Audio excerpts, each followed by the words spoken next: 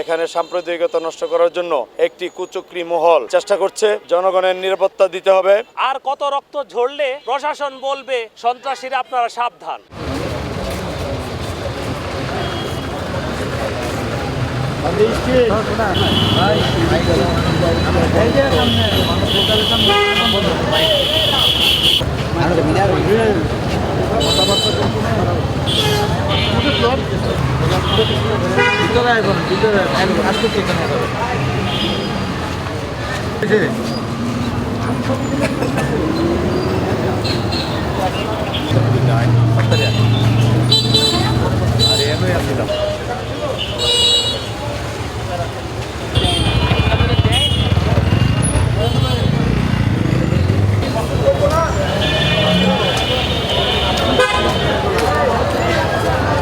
এই এলাকায় উনি হাসি ছাড়া কারোর সাথে কথা বলে না। নতুন বাড়ি করছে আমাদের এখানে, কিন্তু হাসি ছাড়া কারোর সাথে কথা বলে না। আমার মেয়ের বয়সী তো মেয়েটা, ওনার একটা মাত্র ছেলে।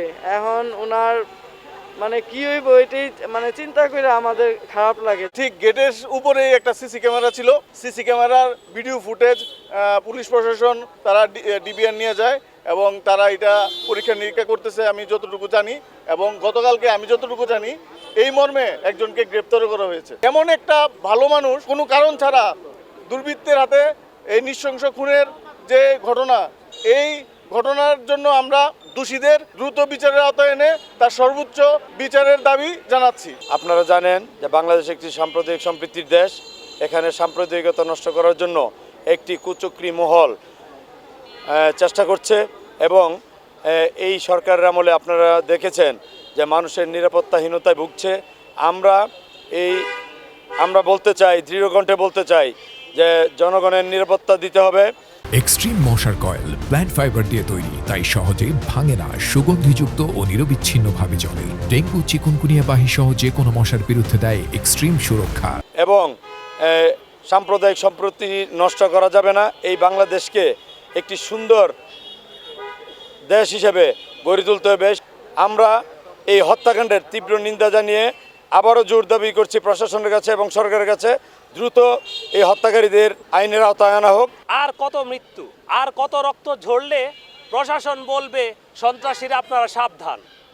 আজকে আপনি অনিরাপদ, আমি অনিরাপদ, আমাদের ভাই, আমাদের সংসার, প্রতিটি মানুষ, নরসিংদী জেলার প্রতিটি মানুষ অনিরাপদ। প্রশাসনকে বলতে চাই যে দ্রুত এই সব কিছুর অপতৎপরতাকে রুখে দিতে হবে এবং এই বিচারহীনতার সংস্কৃতি থেকে বেরিয়ে এসে যে কোনো কর্মকাণ্ডের বিচার যেন হয় তার দৃষ্টান্ত স্থাপন করতে হবে। মণি চক্রবর্তী একজন সাধারণ নাগরিক ছিল এবং সবার সাথে খুব সুন্দর সম্পর্ক ছিল এবং সে তার ব্যবসা বাণিজ্য নিয়ে জীবনযাপন করছিল। সমাজের সবার সাথে তার সুসম্পর্ক ছিল। কী কারণে দুষ্কৃতিকারীরা তাকে এই নির্মম হত্যাকাণ্ডে ঘটালো, এটার জন্য আমরা প্রশাসনের কাছে দ্রুত তদন্ত করে গ্রেপ্তারের দাবি করছি এবং দৃষ্টান্তমূলক বিচারের দাবি করছি।